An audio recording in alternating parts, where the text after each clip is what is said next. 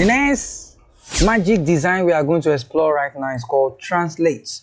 So right now it simply means that we can now translate any flyer into another language. Multiple languages they actually have. So I'm going to be using this flyer. So what will I do? So this is a flyer written in English for today's class. Then I scroll down by my left, and I look for apps. So when I look for apps, then I will search the word translate. So this is translate.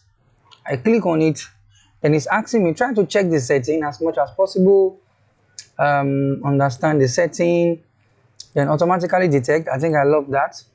What language am I going to? Let's see whether we have Yoruba language there. Why?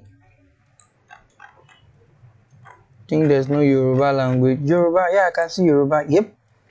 So it is going to be, I'm translating. You have flyer 1. Then let's translate. So this is going to be translated into Yoruba language. Page translated.